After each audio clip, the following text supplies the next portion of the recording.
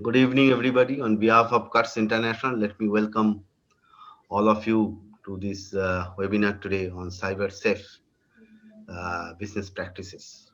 This is under a project which is supported by the US State Department, more particularly by the Public Affairs Center of the US Consulate in Kolkata. We are working with a number of stakeholders in Eastern India, including Northeast India, under this project. So we are very happy to partner with the US Consulate Public Affairs Center in Kolkata in implementing this work.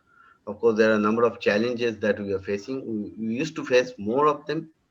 Now this number is now the constraints or challenges they are less. Primarily, it was due to COVID because this kind of work it involves a lot of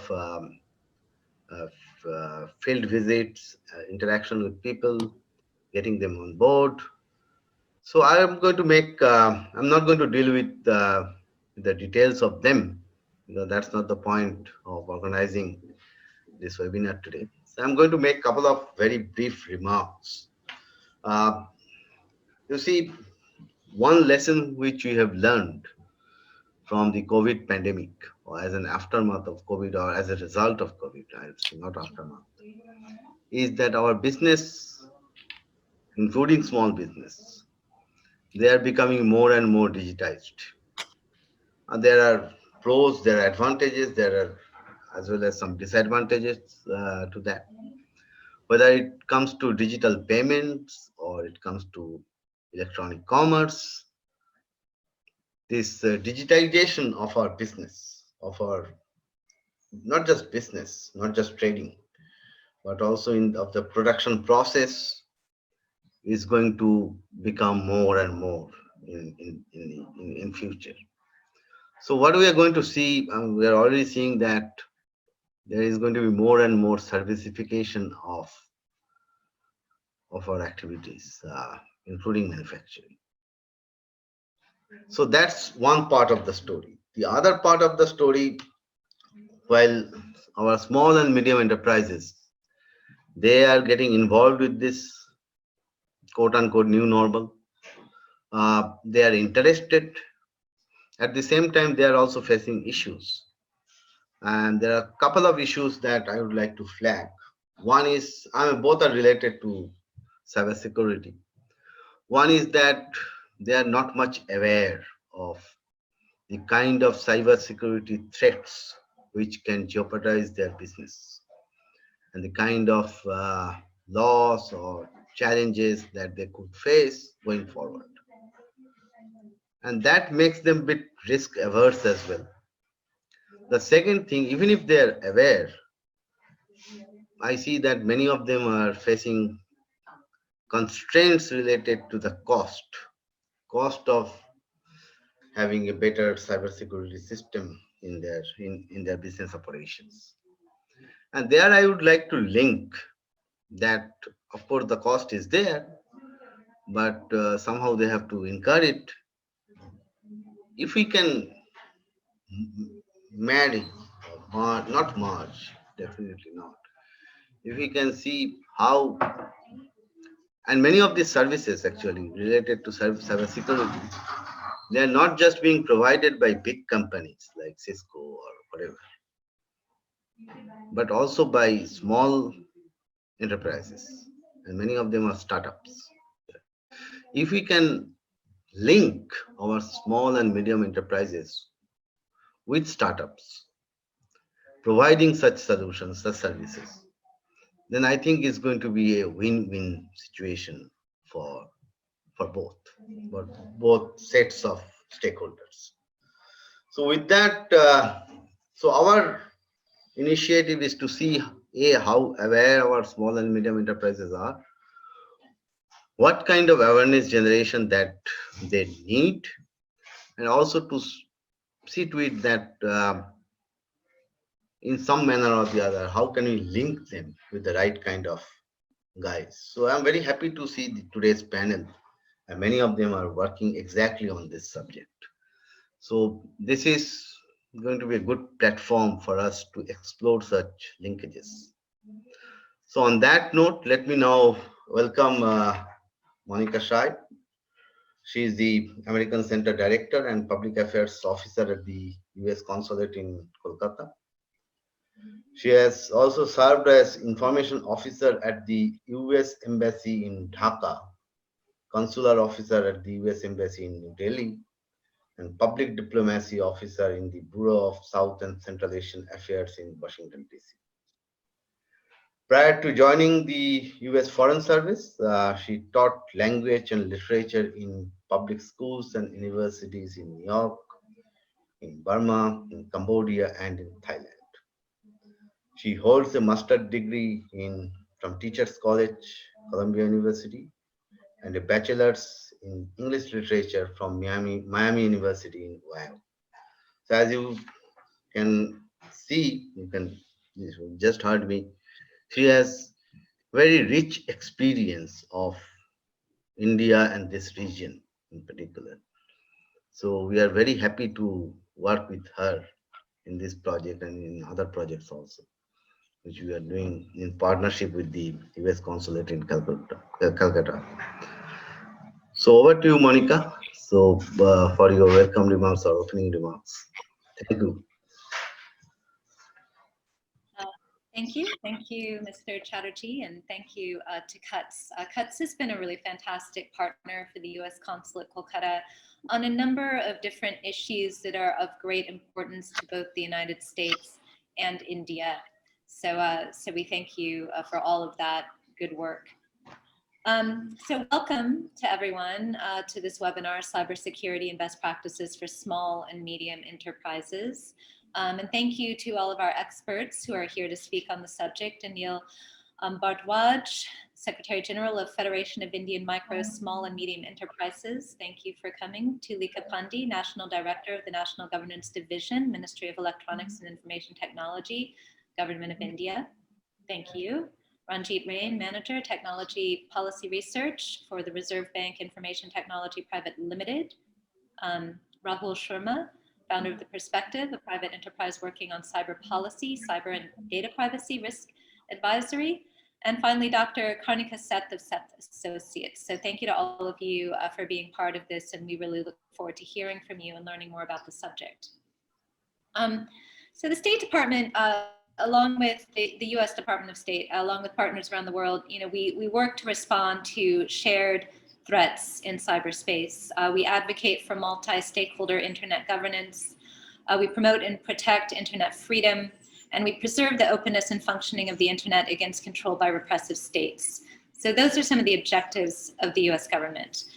And the US and India have actually had quite a long and strong relationship in various ways, but particularly in expanding our cooperation to fight a broad range of criminal activity, including cybercrime. So whether carried out by foreign governments or criminals, cybercrime is a growing threat. It's a threat to the United States. It's a threat to India. It's a threat to the world. So the United States and India have worked together to protect personal user data, industrial designs, critical infrastructure, and other systems vital to both of our modern societies. This cooperation has ranged from daily information, policy coordination. So through the US-India cyber dialogue, the United States and India have strengthened our computer emergency response team, CERT, operation, and we have exchanged best practices on malware forensics, critical infrastructure protection, and combating disinformation. During the inaugural US-India dialogue, cyber dialogue in 2020, the United States and India set up working groups to exchange best practices and agreed to explore cyber capacity building. As leading democracies in the Indo-Pacific and indeed the world, we stand prepared to ensure that our peoples and those of other nations have the opportunity to thrive in a rules-based international order. So again, these are some of the objectives of this program. The United States government has itself been a victim of cybercrime. And as a result, the new Biden administration has proposed to launch an urgent initiative to improve our capability, our readiness, and our resilience in cyberspace, and to protect against malign efforts worldwide. During his very first national security speech, President Biden spoke of elevating the status of cyber issues within our government. This is a real threat. The threats we face and the threat actors are more diverse than at any point in our history, and no country at present is globally cyber ready. We all want to increase productivity and efficiency. We want to drive innovation. We want to deliver economic growth. And while increased internet connectivity can lead to economic growth, securing the underlying cyber infrastructure is essential. E-commerce is growing. The information and communications technology sector has been one of the great success stories of the US-India economic relationship. In fact, our combined efforts have made a significant impact on the economies of both of our countries. In India, the over $160 billion industry makes up about 8% of GDP and directly employs an estimated 3.7 million people. Virtually non-existent 30 years ago, the sector's growth has developed thanks to the talent and investments of both countries. But new technologies involve risks. So to help entrepreneurs and particularly small business owners in East India understand and mitigate e-business risks, the US Consulate Kolkata has partnered with CUTS to run a series of cybersecurity workshops for business practitioners in Guwahati, Ranchi, and Patna. The workshops are actually the second iteration of our cybersecurity project with CUTS to help the region cope with the growing threat of cybercrimes, particularly as businesses move online. The workshops will consist of week-long trainings with the objective of improving the capacity of MSMEs to safely navigate the digital space and mitigate cybersecurity risks. Following the workshops, a compendium of best practices will be developed. So our goal is to help businesses understand cybersecurity vulnerabilities, trends, and also effective mitigation techniques to protect their networks. Building on the momentum of the Digital India campaign, our project addresses the risks, challenges, and opportunities of e-commerce and entrepreneurship in a digitally empowered society and knowledge economy. So once again, we thank you all for being here. We look forward to hearing from the experts to better understand how we can take these efforts forward to continue to strengthen the US-India partnership in the digital revolution. So thank you, and over to Kapil Gupta, the Assistant Policy Analyst from CUTS. Over to you. Thank you so much, Monica, for your excellent remarks. I think you have set a really good foundation for my presentation. So let me share the slides here. I hope it is visible to all.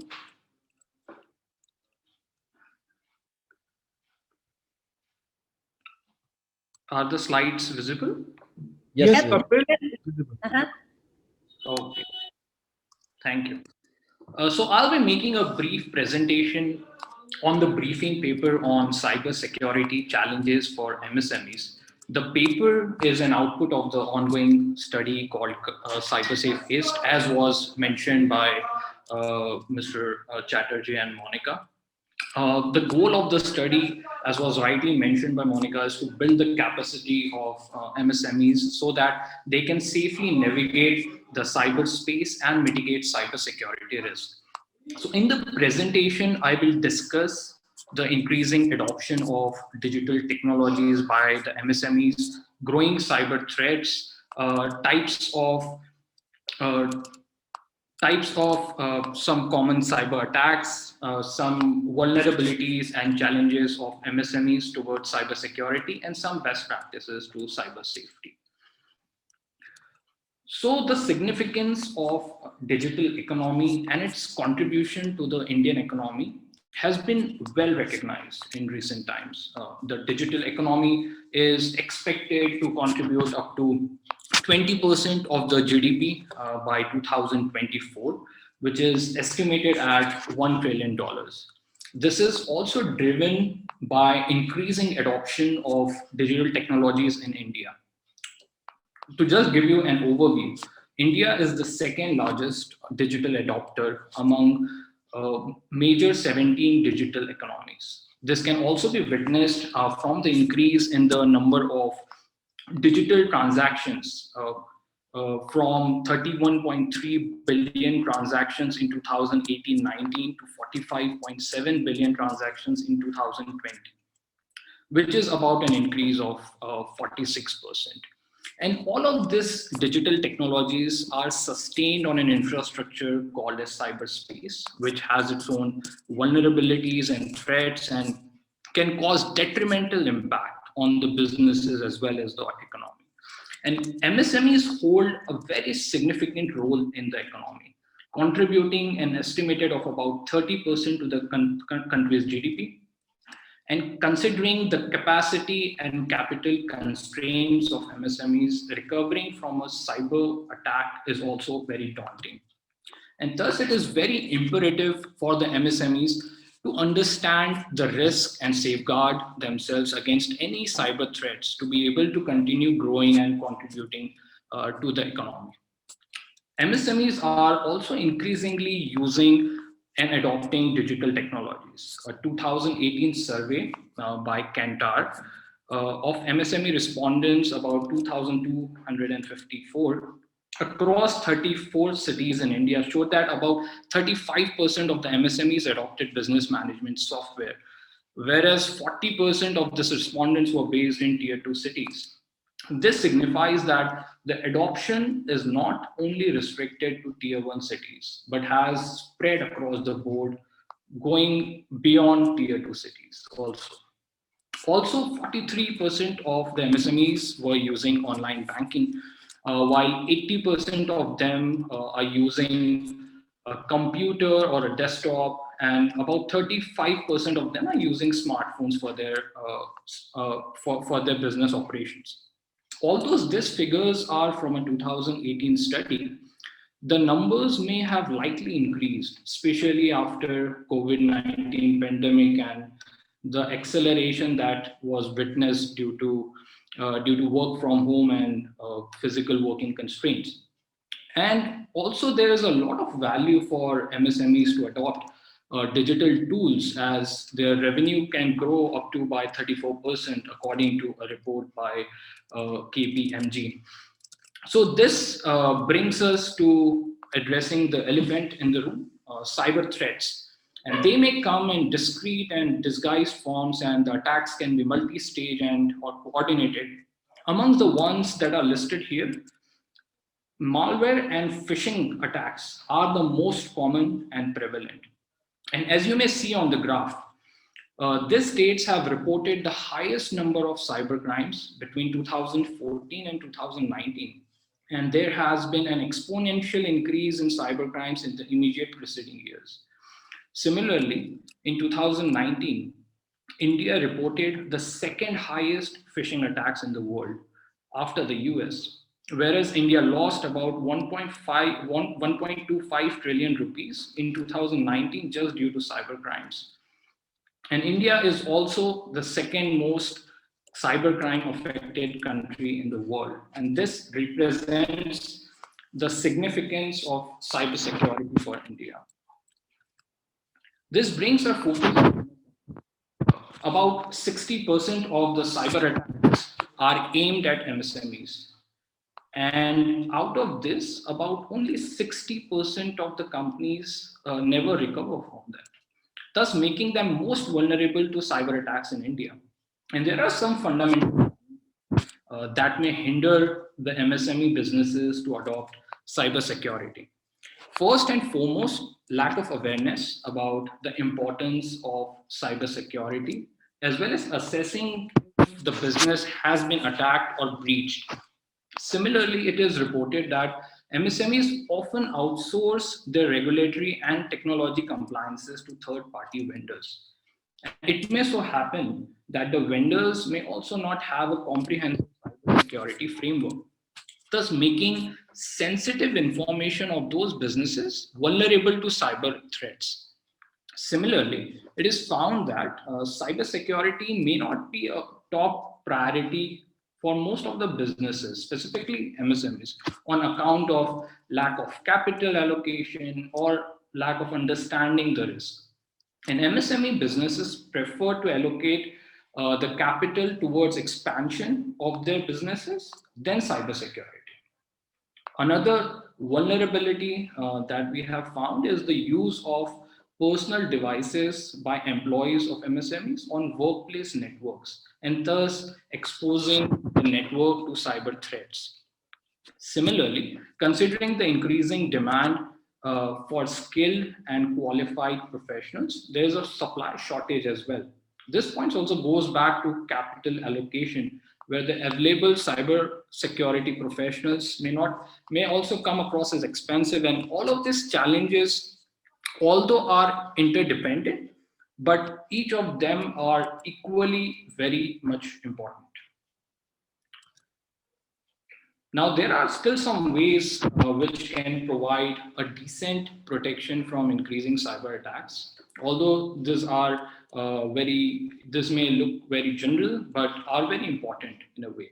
And first and foremost is awareness and capacity building of management as well as the employees. It is very important that management recognizes the cyber threats and vulnerabilities to their business and take proactive steps to safeguard themselves.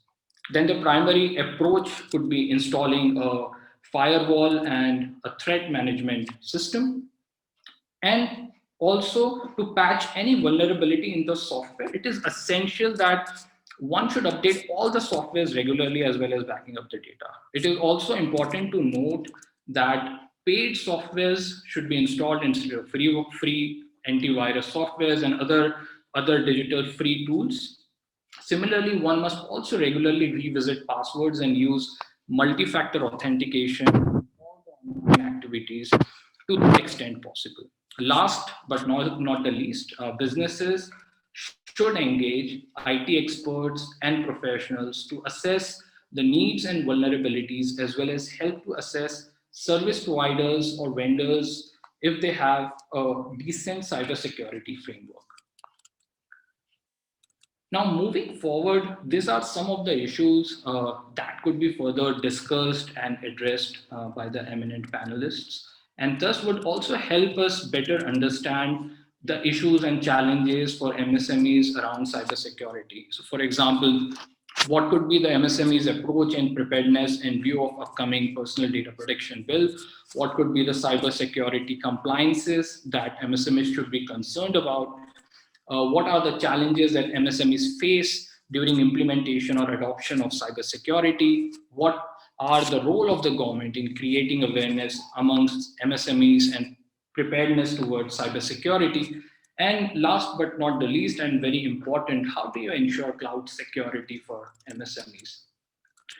So, as a feedback from this webinar, along with the briefing paper, as next steps, we plan to organize the capacity building workshops, 3 capacity building workshops, each one in the city of Guwahati, Patna, and Ranchi, between the months of March and May 2021. And depending upon the COVID situation in the concerned location, the design of the workshops may be either virtual or physical or hybrid.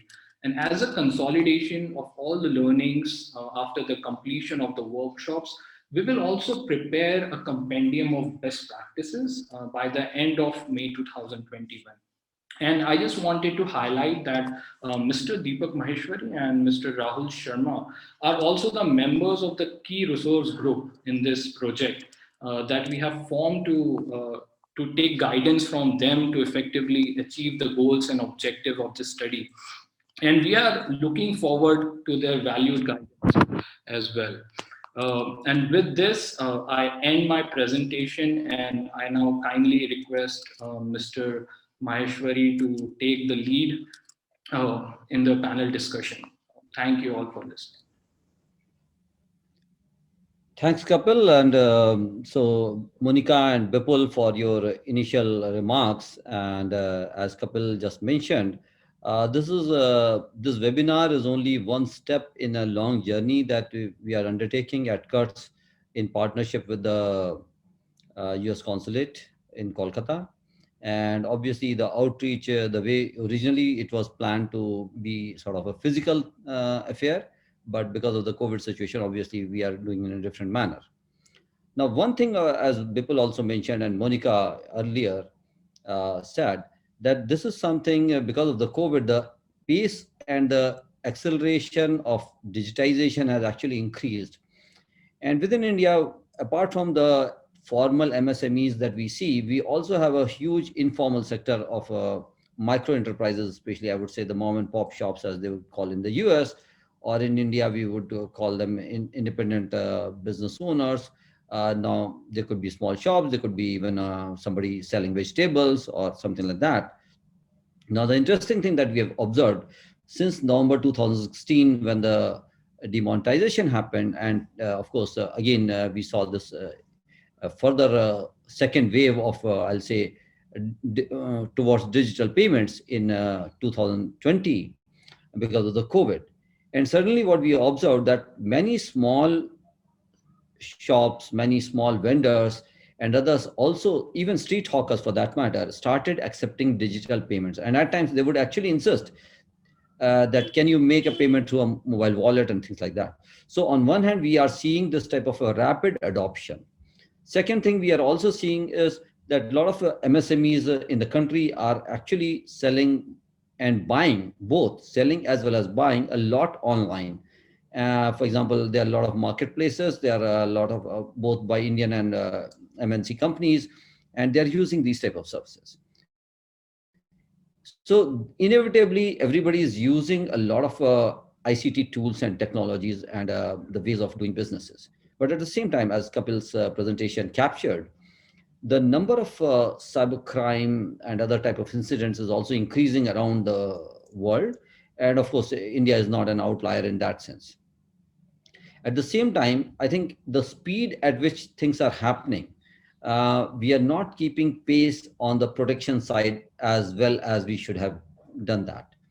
And this is something where the MSME's vulnerability to cybersecurity threats become extremely important for us to address.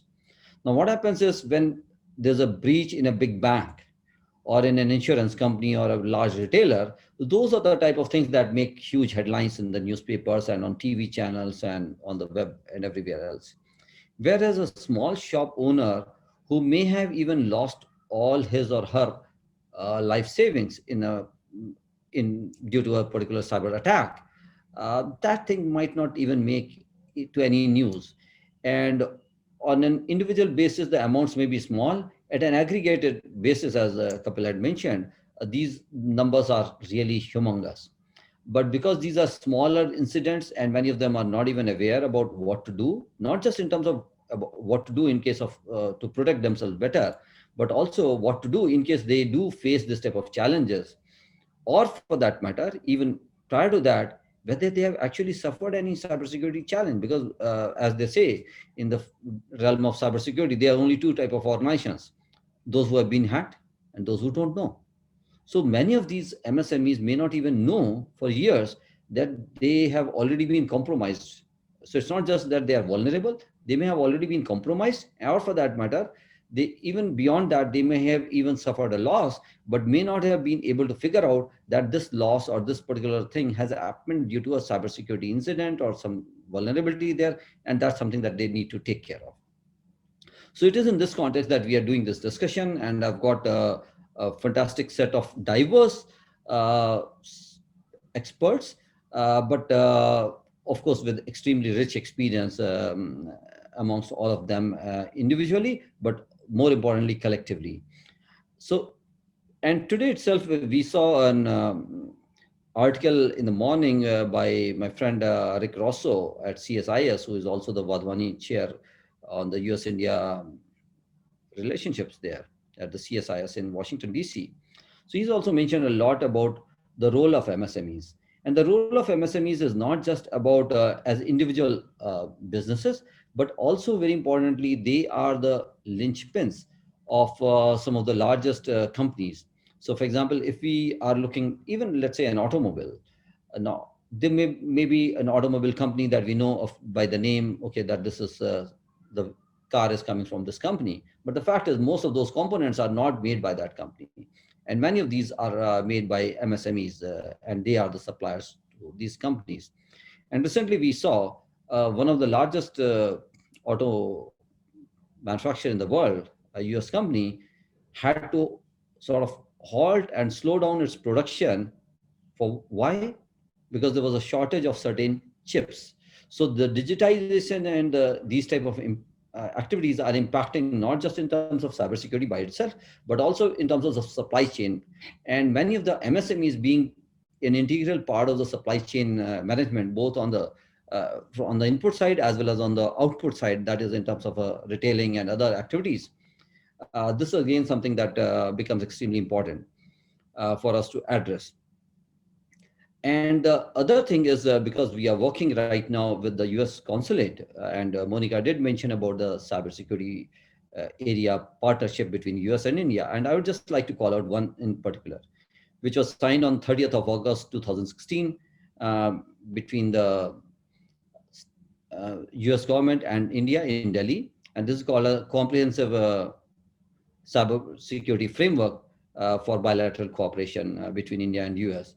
And within that, obviously, MSMEs and the capacity building and these other exercises are also very important aspect of that. So in this context, let's explore some of the nuances and challenges as well as the opportunities in the space of cybersecurity, and how do we identify and develop and proliferate these best practices for the MSMEs, especially in not just, of course, right now the work is focused on the eastern part of the country. But the fact is, once this toolkit of best practices is ready, this is something which will actually be of value all over the country, across India. And hopefully it will also be useful with the small changes and some modifications in many other areas, including some countries where Monica herself has had rich experiences in the region and elsewhere. So with that, let me just start with Anil Bhardwaj. Now, Anil is with FISME, with the Federation for Indian MSMEs, a large organization. And so, Anil, I would like you to focus within the 7 minutes, of course, on the challenges that MSMEs in particular face as far as cybersecurity is concerned. So it could be in terms of digitalization, or any other thing for that matter. And what type of sub gaps that you actually see in the support in the ecosystem. So maybe it's around awareness, maybe it's around capacity building, or there could be multiple things. But it would be nice if you could just focus on three important aspects, so that we can request the other panelists to respond on some of those issues in a more focused manner. Thank you. And over to Anil. Thank you, Deepak ji, and thank you, Cuts, for giving me this opportunity to share some of the concerns of that MSME face with regards to cybersecurity. First, a few words about MSME sector for those who are joining this debate first time. In India, we have over 60 million enterprises which employ over 110 million people.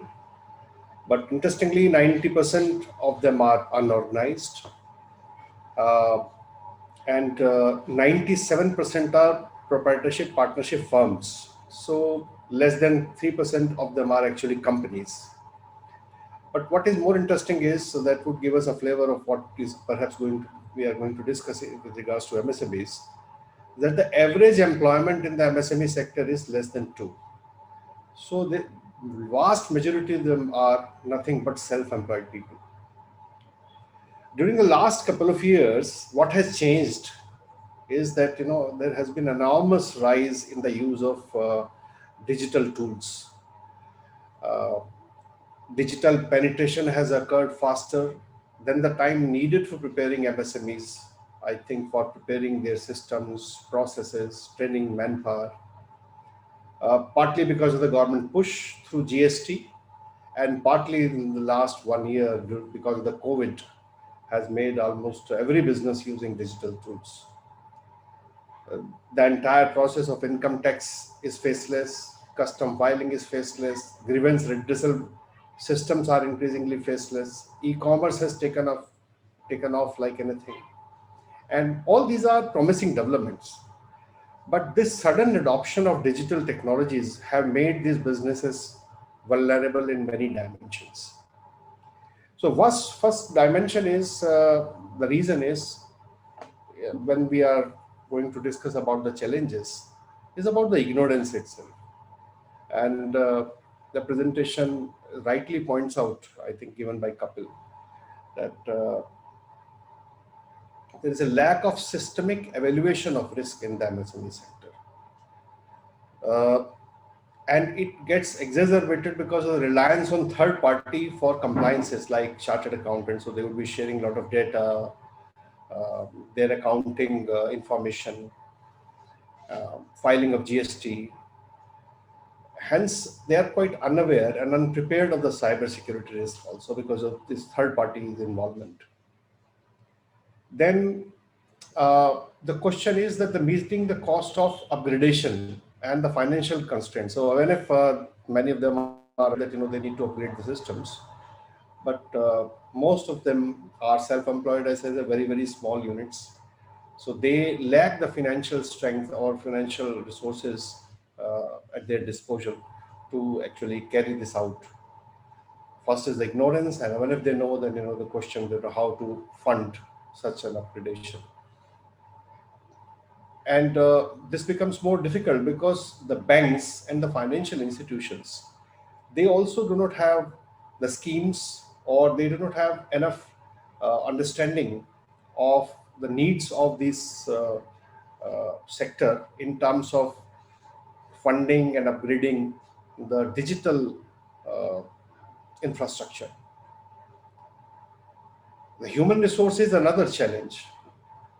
Either they have to train their existing staff, or they may not be aware, or because they work with the third parties, so working with them also poses a challenge, because even if they are training their staff, then what would happen to the people who are working in the chartered accountant firm or the consultant firm. Then legacy system and interoperability of the different systems that are currently being used, like mobile, laptops, desktops. And so therefore a very weak understanding is there and clarity on the position on issues of data privacy also. And all these problems become even more critical because of lack of effective legal remedies and a weak judicial system that makes the whole process even more vulnerable. So firstly, I do not know that this can happen to me, but even if it happens to me, I do not know what are my rights and how I can take the remedial measures. And even if I have this information, the external system in governance, both in terms of legal remedies and the judicial system, is pretty weak. So the best thing is actually to take precaution, to be aware, to upgrade your own system, to build your own firewalls. That's the best remedy.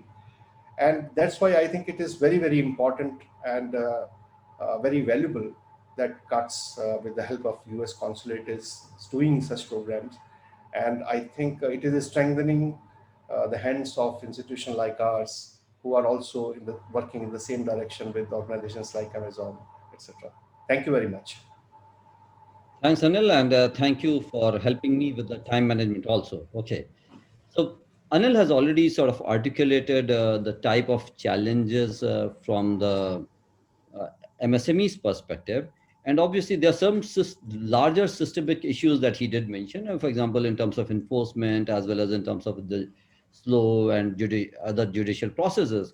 Now, those are probably things which might not be within the scope of this type of focused discussion. But yes, they are nevertheless very important for us to take those ground realities into consideration while we are deliberating on such issues.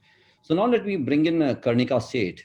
Now, Karnika has been old friend, and she's been writing, speaking, practicing cyber law for a long time.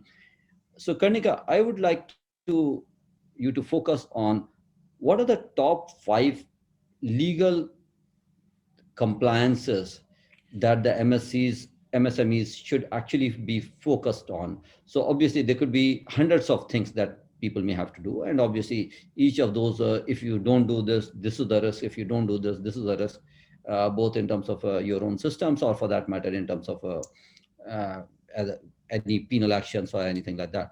What are the top five sort of compliances that they should be looking at in terms of prioritization? Okay, very valid question and pertinent indeed. This is for the current discussion today. When it comes to compliances, there are definitely a number of compliances, both from the point of view of prevention and from the point of view when the incident has actually taken place, what needs to be done. So I'll briefly summarize the same. The first and foremost in terms of prevention, when we say, when we are employing people in the small scale industries or in the, MSMEs, basically there is a dearth of, as I see at least, paperwork in terms of legal policy framework.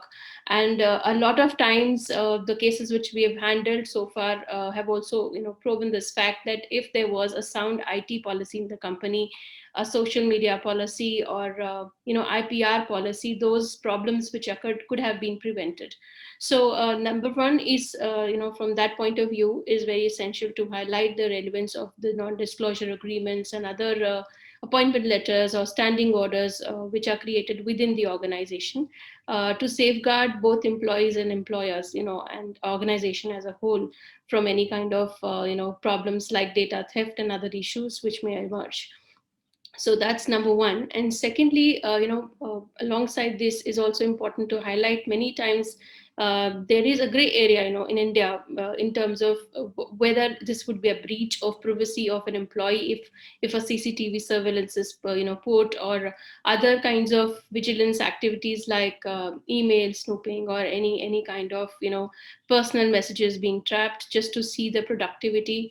Many occasions, there has been a spyware or a malware, not really a malware, I would say, call it like a surveillance software installed by the employer just to check the productivity of the employee, whether he's actually concentrating on his work or not. But given this fact, I mean, this could be even a violation of privacy if this is not declared, so in the IT policy itself, that this can be done. And if there is a reasonable suspicious ground, then such software could be installed within their systems. So it's very important to highlight this fact because of the cases that we've kind of handled. Also, whenever an organization deploys technologies like DLP softwares or other measures to counter such attacks, it's important to give very clear-cut guidelines on whether a personal email of a employee can be actually used by him for work purposes.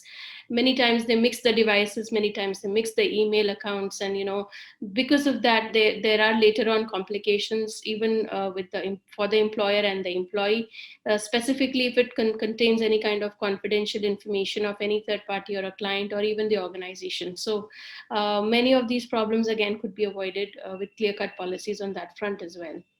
Secondly, the appointment of chief technology officer in the company is very, very important. Many organizations, however small or middle size, they don't have a chief technology officer, the monitoring guidelines to actually change the passwords frequently, and also ensure that the licenses are genuine and kept valid, for various softwares. And again, those kind of issues are very rampant found in the corporate institutions. Not only this, it is the chief technology officer who actually signs an affidavit in a court of law if there is an action which is to be moved under Section 65B of the Indian Evidence Act. Any printouts of logs or any details or emails or data, if relied on in evidence, will require his affidavit. So it's very important to have a responsible person within the organization who looks after the technology and the devices in the particular organization. Now, also the fact that if it is in an organization which handles sensitive data of people, for example, in the health industry, or it could have any other personal sensitive information like financial details of a consumer, then all the more a reason to have ISO 27001 or other such prescribed certification to keep the reasonable security practices in order in the organization to safeguard that data.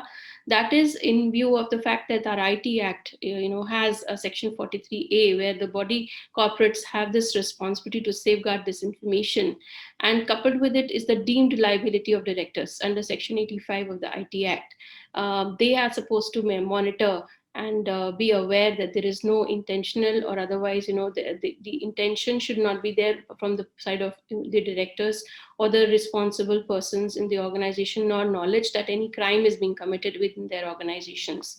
And that cannot be proven by them unless there is clear paper trail, there is a clear footprint, and monitoring, due diligence practices within the organization. So that is also very important to highlight. And apart from that, there is a lot of fear in the people, that they don't want to mention any kind of incident, even if it's a ransomware attack or a phishing attack within their organizations. They don't want to reveal that, because if they report the same, it will be, they could be, considered as a stigma on the organization, or it would be defamatory. But that's not the case. There are a lot of instances, specifically if it involves data of people, it's important to give the incident response to the certain, and also officially inform the police, to take that action, because a lot of times these datas, if stolen by outsiders, maybe hackers, it is important to mitigate the loss if there is any compromise. If that action is not taken and there is non-reporting, it could also lead to adverse inferences for the organization and its key board of directors. So it could be landing up the organization in a difficult position. And in order to avoid that, I think it's better to do incident reporting, and that's what's advisable. Apart from this, the remedies which lie in terms of compliance, when you've complied, when you've reported, there would be criminal remedies, there would be civil remedies. You can actually ask for injunction orders, blocking orders, takedown orders, compensation. And in many cases, the organizations also would have criminal remedies alongside the civil remedies. So it's not that one would be independent. It's like one's independent of the other. They could be running in tandem. Both of them could be applicable. So depending on the facts of every case, one could look at the remedies which lie. But overall, if you look at compliance is a multi-pronged approach. It's not just from the point of view of something which you have to do in order to prevent the offense or a particular incident from occurring, but also safeguard the organization's directors, its employees, and people's data, if you've handled people's data from the point of view of incident. And if the incident happens, then what kind of compliances are required, specifically reporting compliances and mitigation efforts. And backing up your data is very essential. So even if there's a compromise sometime, there could be a reset of a password, there could be automatically technologically sound manners, manners, or I would say techniques or strategies to actually stop that data from being accessed by any third party. There could be technological ways of doing that as well. So, and I think one would need to encourage use of digital signatures and other technologies which encrypt data. So if the data is encrypted, even if it is lost, it cannot be opened again, so by any third party. So that's why it's important to use both legal measures and technological measures which are available today. Use of AI or other softwares, DLP practices, VPNs, and so many other technical strategies and methods to safeguard, your organization and do your compliances. I think this gives the whole perspective in a nutshell, and I look forward to hearing the other panelists. Thanks, Veronica, for condensing many of these nuances spread across not just the Information Technology Act, but also across several other legislations, including the Evidence Act, etc., and also giving people a flavor about not just in terms of what all they can do in advance, but also in case some adverse thing does happen, what are the recourses that they may have to take. And to me, it seems that probably in terms of the policy as well as in lawmaking, ultimately we need to create a nudge, I would say, for MSMEs especially, so that there is a more incentive for them to actually report for the problems rather than being concerned both around the reputation or other type of negative consequences that they may face in case of any reporting. But now let's move to something more particular. So you did mention a lot about sensitive data, personal data, even consumer data for that matter. And I would just add to that even the employee data, because when it comes to privacy, even that becomes an important aspect.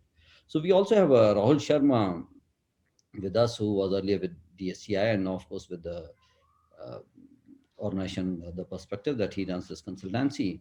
So, Rahul, within the context of whatever we know at this point of time is, of course, the PDP Bill 2011 of December 2019 version. That's what we know in the public domain.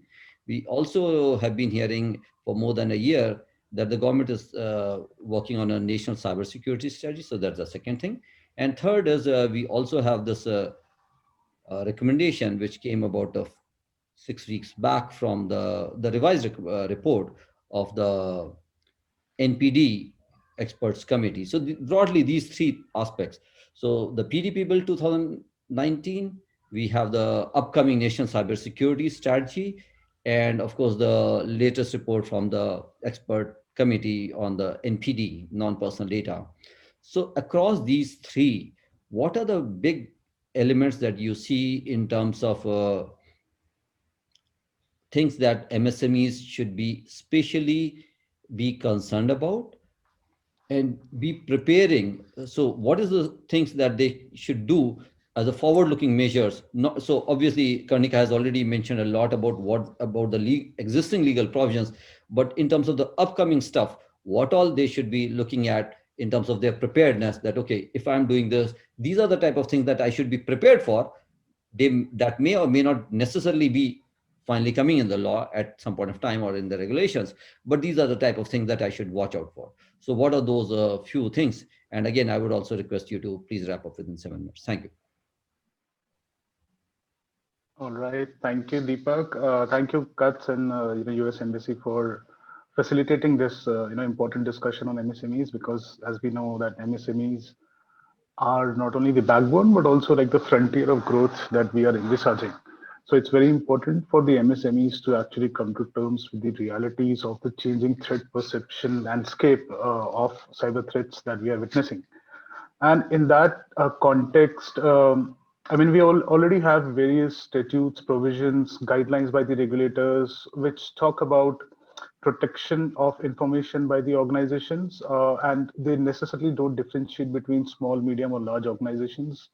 But as we increase our digitization journey, we'll have more specific regulations and guidelines, and also possibly categorization, as we have already seen in the personal data protection bill, that will try and focus on different aspects on how organizations of different sizes and operating businesses need to protect their critical assets, and what are their accountability as well as legal obligations that they need to fulfill. So one of the important things from the entire landscape policy and regulatory landscape viewpoint is that we are increasingly seeing that the compliance burden on the organizations is increasing. And in the initial part of the presentations, we discussed about different categories of MSCVs that they might be engaging in systematic data processing, or they might be just using data as a as something to coordinate their efforts, or data might be the real critical assets or the IPR of the businesses, as we are seeing more and more with the online digital services. So different organizations, depending on the business models, will the value of their data will increasingly differ. And with increasing compliance cost, wherein the organizations need to demonstrate that their practices for security and privacy are up to the mark, to provide insurance to the consumers and also to the regulators that their practices are robust and solid to protect their data. So definitely, like, compliance cost is going to be one of the very significant challenges for the MSMEs, and how the law tries to minimize these costs without compromising on the aspects of the exempting the organizations for protecting critical data and sensitive data of individuals. I think that's going to be a very important task. Second is the provisions of heavy fines and penalties that is being envisioned in different laws and regulations, which I think could be a significant barrier for their growth, because it might like it might lead to businesses running out of business, or sort of exiting businesses, and it might also be a potential entry barrier because of heavy fines and penalties. People might not want to get into these businesses because they see that it's going to be a big task for us to do that. So various provisions on how this can be managed can be thought about. So uh, in one of the articles that I wrote recently, I talked about that the MSME especially should be allowed to earn back a substantial portion of of penalties, provided that if the if they have an accidental data breach, and if they do responsible reporting, and over a period of time they can demonstrate their compliance on like how or what they did to better their practices, allow people to earn back some of the fined amount. uh, and also, like, we are seeing this because the revenues collected from fines and penalties, and this is across legislations and across geographies, it's being counted as a revenue source for the government. And if the government sees fines and penalties and revenue sources, they try to harp on it and more and more, so they sort of become addicted to it. So like we have to sort of think out of the box and try to find solutions as to not overburden the companies, so that they don't they enter this space, they try and make use of the vast available value of internet and digitization that is becoming available to us. The third is, that could also lead to organizations, if you have stringent provisions, MSMEs will be looking to relocate their headquarters outside the country. And, this has been highlighted numerous times. But, and also, I think this is on the radar of the government because a lot of senior bureaucrats and ministers have spoken about it, that, the Indian businesses need to register themselves here and not set up headquarters in some of the countries which offer lucrative value for registering, and give them tax rebates, etc. So from an organization viewpoint, what we are also seeing, and this hopefully in the upcoming years, what we'll see is you have different codes of practice that will be developed for various sectors. And you'll have the regulatory organizations, you'll have the associations playing a major role, and this has also been provisioned in the data protection bill, that the codes of practice is going to be developed and approved by the authority, the data protection authority, and then the organization need to self-certify or comply with it. As we've also seen, in the case of the EU-US Privacy Shield was such a framework wherein the organization need to self-certify, but that's been quashed by the European Court of Justice. But again, like, that's a good example of self-certification of organizations confined to basic set of principles. The second aspects, other from policy and regulatory, is, the look at the process and technology point of view from an MSME viewpoint. Now, laws and regulations talk about privacy by design, that all your privacy processes, technology need to take that into consideration while you are designing them. Plus, organizations especially like need to make use of the privacy enhancing tools and technologies like anonymization, encryption, pseudonymization, homomorphic encryption, etc. All those things which can improve security and privacy simultaneously. And based on that, the organization's risk significantly goes down. Plus, as Karnika rightly mentioned about, if there is a breach, organizations need to report responsibly, and they also need to cooperate. When a breach happens, there might be investigation that follows. So, like, this, because of increasing digitization, MSMEs also need to focus on how they try and manage the entire spectrum of the data governance management, right from beginning of creation of data to the deletion of data. And that framework needs to be emphasized on for the MSMEs, especially the ones that have systematic or automated data processing, and which rely on data as a core business.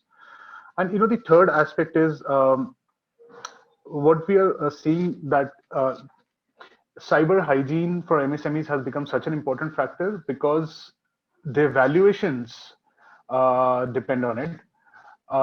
And for example, if the organization has a good cyber hygiene, your cyber insurance premium actually goes down. So, in the initial part of the presentation, this was spoke that the prioritization for MSMEs is expanding their scope of business, and investing in expanding, the assets and how to grow your business, and not cybersecurity and privacy are not the core focus. But I think that is something that needs to change with a change in mindset, because if we treat them as separate things to be done, cybersecurity and privacy, they will remain like an bolted on, rather than an inbuilt thing. And since we want privacy and cybersecurity to become a part of culture, so like the MSMEs have to be very understanding of what it does to their business. So ransomware attacks, or your data theft, your IPR, your patents, everything, copyright materials, everything could be lost. So I think from that viewpoint, it becomes very important from MSMEs to focus on these three different aspects, from policy, regulatory, the technology processes, and how it's seen as a key brand differentiators, the privacy and security. So yeah, I'll stop here, Deepak. And apologies for overshooting my time. Thanks, Rahul. And so one of the things that we've seen through this whole discussion so far in the past 40 minutes or so is that although the term itself was not specifically used, but I could sort of discern that particular term or theme coming up was that on one hand, MSMEs have this major challenge in terms of awareness, in terms of capacity, both in terms of the technical, organizational, and the financial resources to deploy towards cybersecurity. And in this whole thing, one of the important things which is coming up over the past decade plus now is the increasing use of cloud technologies. So what's happening is that people are using a lot of cloud services. So whether it's infrastructure, platform, software, anything like that. So it could be, so for example, today, if you have to sign up a new merchant for digital payments, it's a very quick thing. Whereas earlier, and I've worked in a payments company, so I know a little bit about this. So it used to take a lot of effort in onboarding a merchant onto that particular service platform. So there's a lot which is happening in terms of the cloud itself. So cloud, so a lot of people say that they are not using cloud services, but the fact is almost everybody who's using any sort of IT, especially related to internet, they are using cloud willy-nilly, whether with knowledge or without even being conscious about using cloud per se. Now, when we are using cloud, I would say that there are two important aspects here. One is obviously the type of general IT services, or so whether it's about storage or backup or computing or anything like that, or even web hosting, etc. So we are using cloud services for that. And second is obviously there are a lot of cybersecurity solutions also which are coming in as a cloud service. So security as a service and many other variants thereof.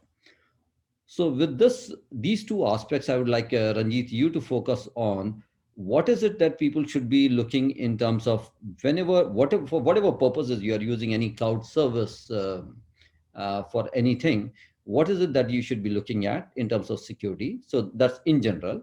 And second, very specifically, what type of solutions for cloud security itself are available? So that means rather than, let's say, buying a particular antivirus software and running it on your desktop or on your mobile and things like that, what is it that you can do in terms of using these services itself as a cloud subscription model for services itself? And obviously, because you have been working within the Rabbit for past few years, now I think 3 years, you just completed your 3 years recently. And in that, especially for the financial services transactions, and there's a lot about this whole paradigm that, I mean, where do the attackers go? They go after the value. So what is that value that they can extract? So what is the value that they can extract? They often is getting reflected in terms of the value, monetary value. So it could be monetary value of the data that somebody sells, or it could be a monetary value of the fines or other type of penalties, or reputation loss, or a loss of market cap that one may face. So in this context, I would request you to focus on these two broad aspects. What is it that people should look at in terms of cloud security itself? And second, in terms of what type of solutions for security are available on the cloud?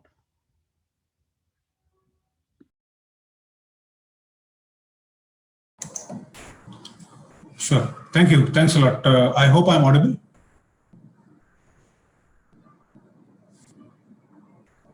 You are audible. Thank you. Thanks a lot. So thank you, Kat, for this opportunity, and Deepak sir for laying out the contours of the response. What I would do is I would essentially zoom out a bit and look at the problem in terms of the aspect of cybersecurity for MSMEs more from a policy point of view. And what I see over here is a classic example of a market failure. Well, while there is a demand for the kind of cybersecurity products or the kind of cybersecurity awareness as well, for that matter, the open and free market has probably not been able to provision it as it should have. We often talk about costs being high for the MSMEs. What we are missing out is the bite-size products that we would have offered them are probably still not there. And one of the reasons why the adoption for cybersecurity practices is low is because the adoption costs are significantly high. And in that regards, I would like to bring to fore something that we have, it's a parallel kind of an example from the financial sector.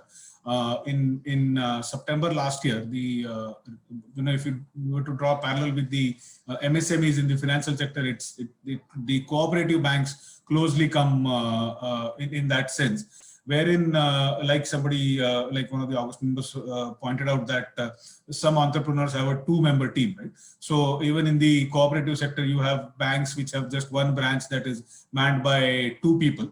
And I think that some practices that we have been seeing, particularly what the RBI has been doing in that field, is something that we can definitely replicate with regards to the security of the MSME sector at large.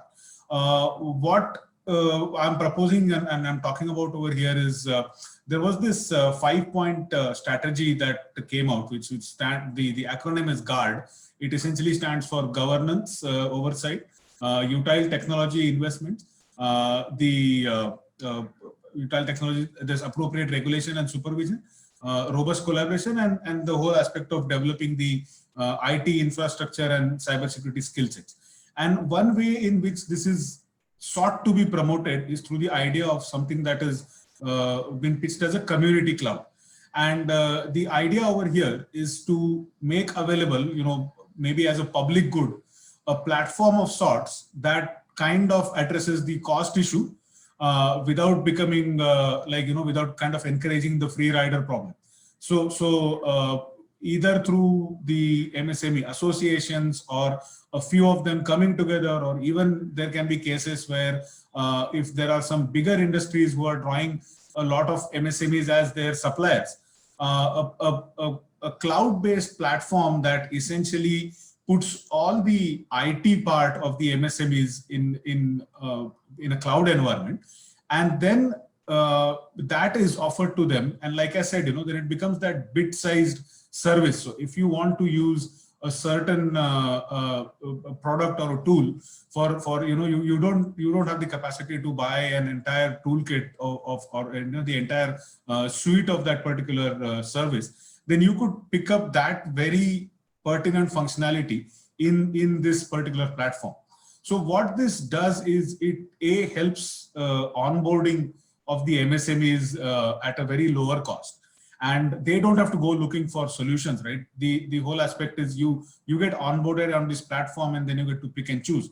So that could be something which could drive the way forward. Now, obviously, who would provision this would be a question. And while the first response would be that somebody from it would probably be the government who should be looking into provisioning that.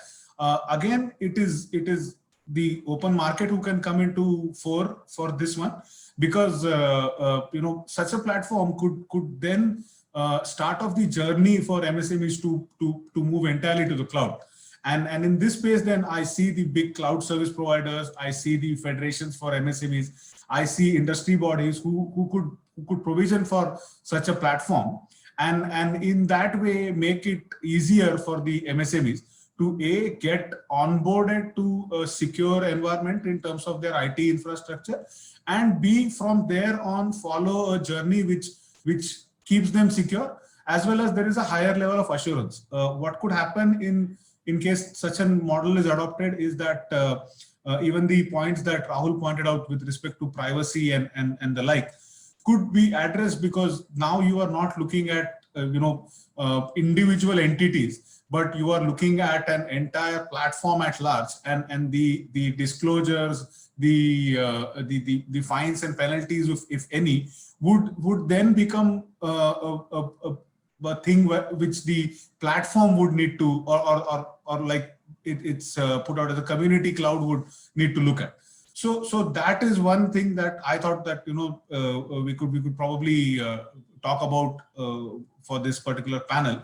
And what it could do is, it could become a marketplace of sorts for cybersecurity startups, as well as for the well-established companies to competitively pitch their solutions and products across this platform, as well as it would give the MSMEs an opportunity to, like I said, the bite-sized solutions would be available to them. And I think this could lay down the trend for adoption of cybersecurity in a larger scale as well. Like I began, I think that there is a need to address this particular thing as a market failure, and the market as well as the community needs to see as to what options they can get towards addressing this particular problem. So those would be my inputs. Thanks, Sanjeet. And so now that we have heard from what the MSMEs face as challenges, we have heard about what type of legal provisions exist that they need to comply with. We have also heard about what are the potential legal compliances and other things that they may have to deal with in future, and also some of the solutions that might be coming up or are already available in terms of a bite-sized services, as Ranjit just mentioned just now. So with all these type of things, so what are the problems? And then, of course, what type of existing compliances, what type of upcoming compliances, and what type of opportunities or solutions might be available.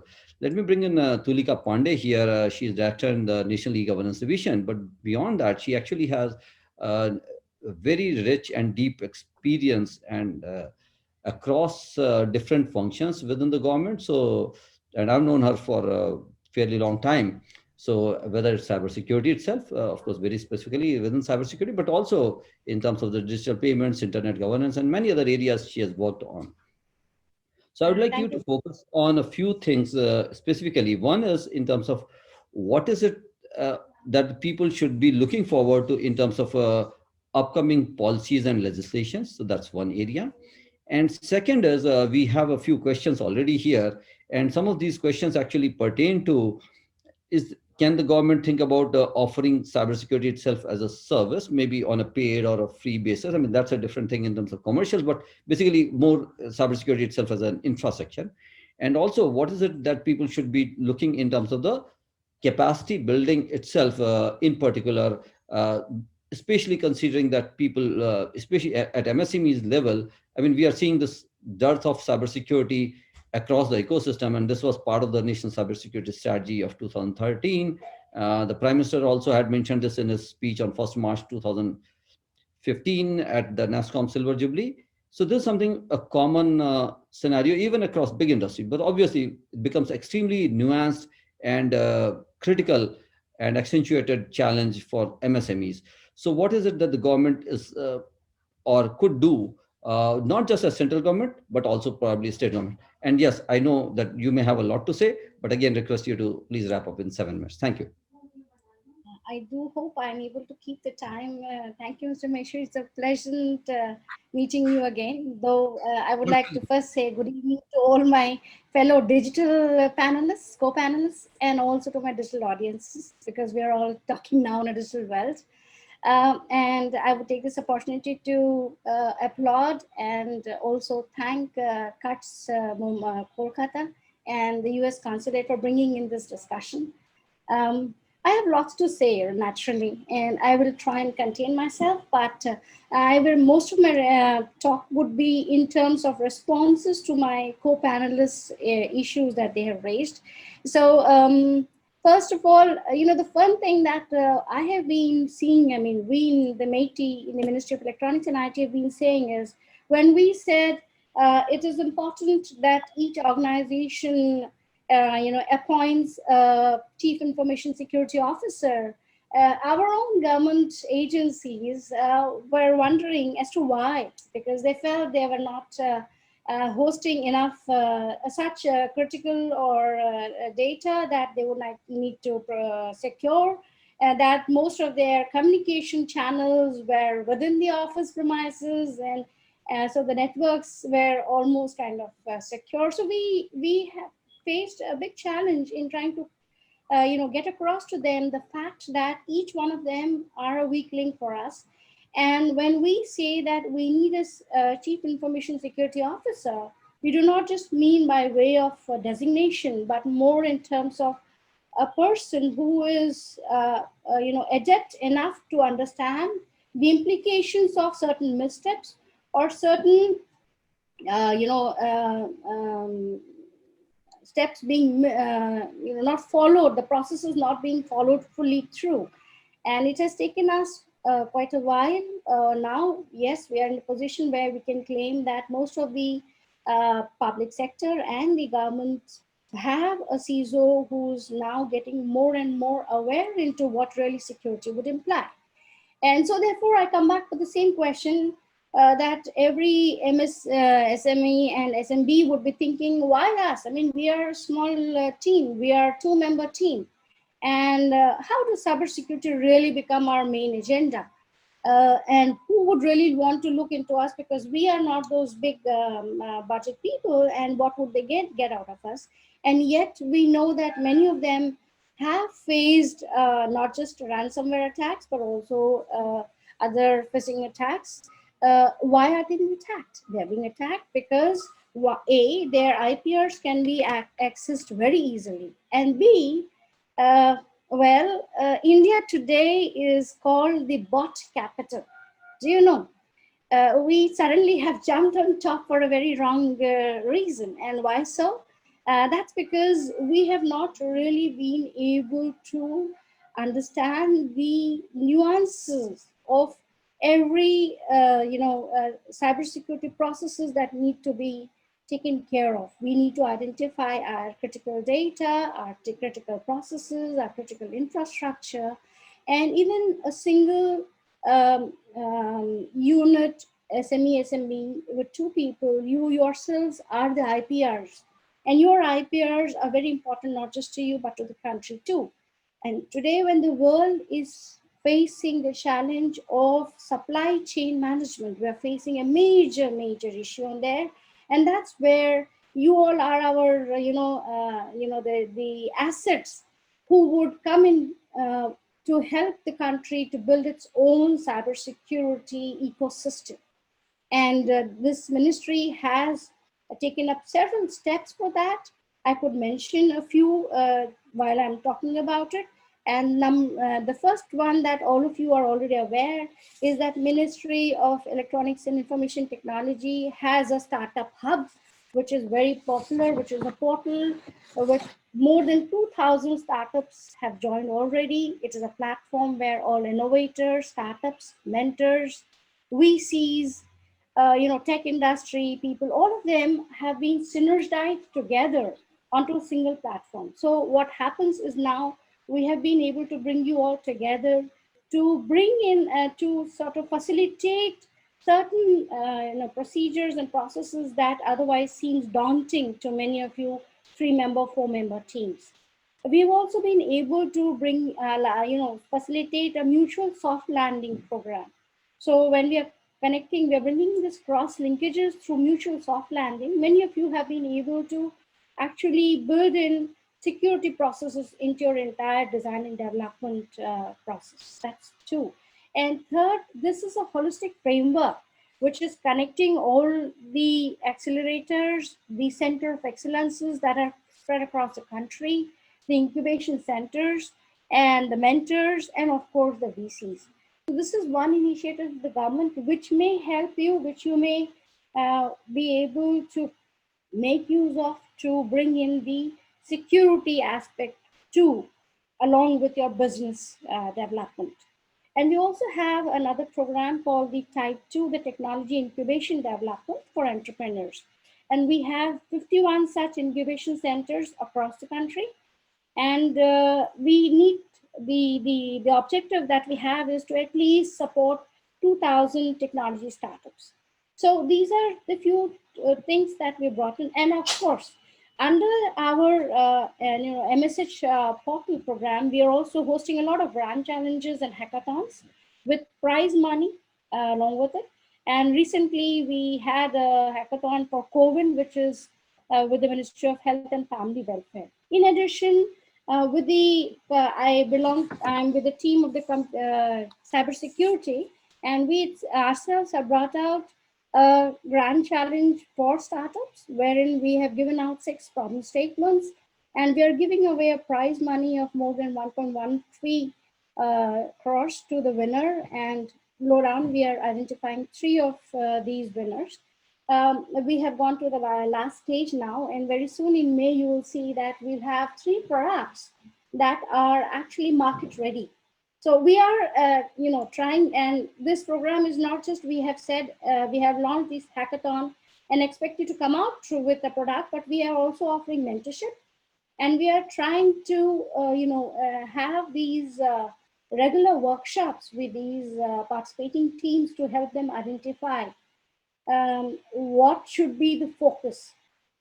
And as rightly mentioned by some of my co-panelists earlier, that the focus is more towards the product, and therefore many times they have missed the very aspect of what their cybersecurity product would come for when it competes with an international market. And that's an observation that I thought I would also acknowledge, that we've been trying to help them with. The 2 observations that I picked from Rahul mentioning that compliance is a burden.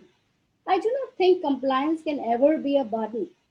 Compliance is very important because, I can take the very simple example of all of us now suddenly using the seat belts, right? The government kept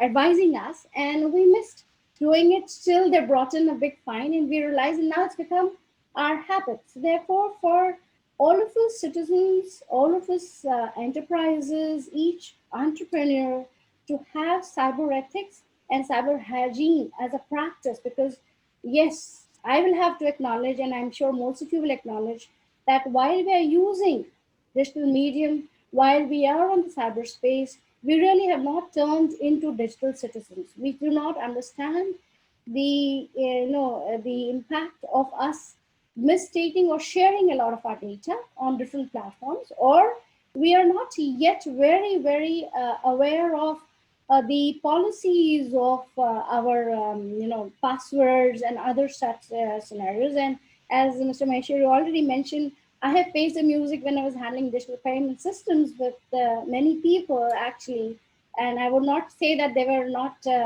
literate or they were not educated. They were of the highest positions, sharing their OTPs. So this is a trust worthiness that we need to bring in into our habit. We need to understand as to who would enter my bedroom and who has to be stopped right there at the drawing room. So this differentiation is not yet become a practice in our cyberspace. When we are on the cyberspace, we do not always follow these guidelines.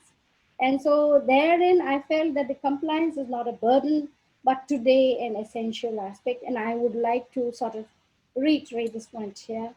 And the fines are detrimental, and that's again for the same reason.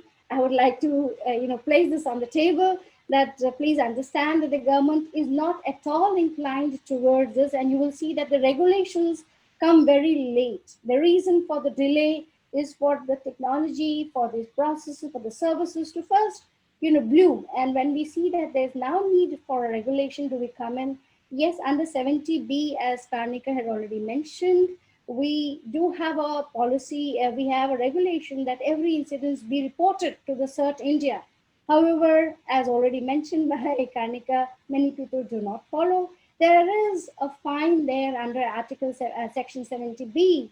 We have an imprisonment and fine, and yet we have not been able to make it mandatory, and therefore many a times with the lack of these incidences not being reported, we miss on bringing out the right advisories at the right time, and that would have saved many other agencies and units from suffering the same cyber attacks that the other unit has suffered.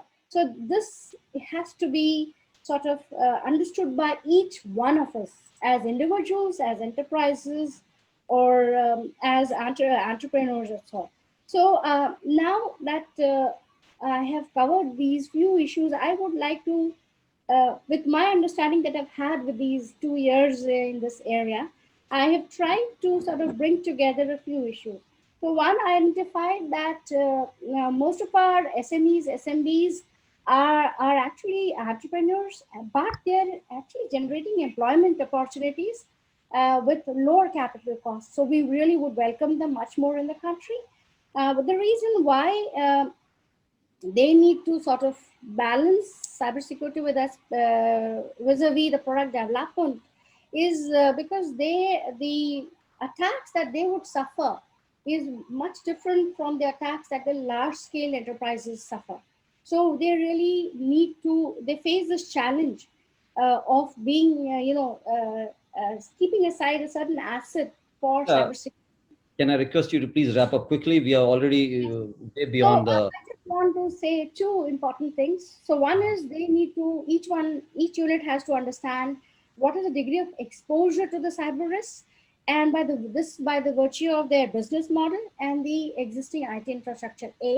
Yes, we need to have a security preparedness understanding, and therefore to have a model for self-assessment, and therefore be able to assess and analyze our information, our infrastructure, our data. That's important. How do we safeguard them? What are our processes that we need to put into practice? And therefore, go for a cyber adoption domain mapping. So it has to be in Quickly, concept please. of policy management, data protection, access. I mean, you know what's important? You really need to set up a framework amongst you, the community of SMBs and SMEs, and identify that framework, and you can together take care of the security piece that each one of you would otherwise find daunting if you go alone with the piece. So okay, I'll wait till the next turn again. Thank you so much.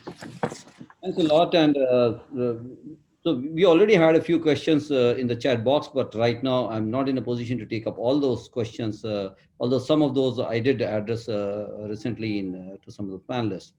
So as we are coming to a draw of this, to a close of this particular webinar, just want to mention two things. One is I'm going to request right now Sadia from the US Consulate in Kolkata for a very brief remark or question that she has. So that's one intervention.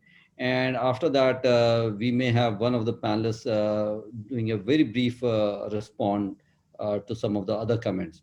But one thing that we have seen in this whole discussion is this, that obviously there's a lot which is being done, but I think it's also important for us to create this type of a comprehensive, consolidated, bite-sized information, which is easy for people to understand and implement, rather than just being on different statute books and different publications, etc.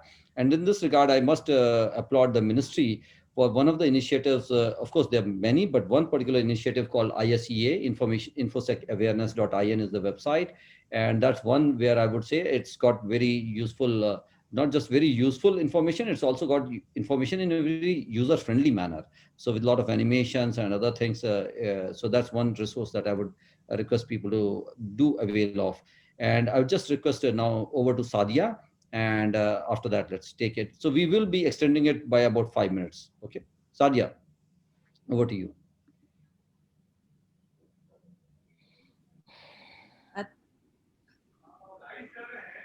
Thank you, Mr. Maheshwari. I mean, like, this was basically, I actually hoped that we could answer some of the questions which was there in the chat box, but that's fine. I think last, it's Arnav's turn. So Arnav will be, giving the vote of thanks, and over to you, Arnav. Yeah. So before that, I just want to mention one thing, Sadia. that while some of these questions have not been addressed directly here, we shall be sort of addressing them in future through our course at cuts especially through the workshops, where we'll have more time and expertise to go into those details level. But one thing that I would like to mention is this, that cybersecurity is something that we should look at just like we look at the healthcare. So whether it's about COVID, what is it that we are told? Okay, use the mask, social distancing, washing hands, etc. Even in terms of general healthcare, what is it that we are told? Pre and postnatal vaccination, basic hygiene, and basic nutrition. So if we take care of certain basics, as many of our experts have shared earlier, it doesn't mean that it doesn't guarantee that we will not have any exposure to any cybersecurity threats. It doesn't mean that we won't have any breaches, but our preparedness will be much better, our losses will be much lower, and our resilience and the chances of recovery will be much, much better and faster. So with that, I'll request now Arnab to do the vote of thanks. So, firstly, please thank you, Deepak ji, and please allow me, on behalf of CUTS and the US consulate team, to thank you for this excellent moderation that you did. Our sincere thanks to all the panelists who had been here and who had given so much insightful comments, and their shared their understanding and insights on the various issues of cybersecurity. It's coming from various coming from various different people from the business, from media, from business, from the government, from various practitioners, technology experts. It makes a lot of, this has been a very rich conversation, and I'm sure this we will be this will all these takeaways we will be incorporating in the report that will be circulated very soon, and also the way forward in designing the training manuals. And I could say, like, get very good inputs on which are the issues we should be looking at while doing these capacity building workshops. That's exactly also the idea of this kind of a webinar, where to reach out to experts like all of you and get your feedback on the way forward. So with that, in the end, I would like to thank the US consulate team, especially Monica and Sadia, Shomi, and Rupam, who were there in facilitated this. Our all colleagues from CUTS who had made worked hard for making this webinar work in a very short span of time. We would look forward to getting in touch with all of you in the very days to come, and get your feedback on further feedback on the way forward, or how we are doing the compendium, etc. So thank you. This is not an end but a beginning, and we keep engaging with all of you. Thank you.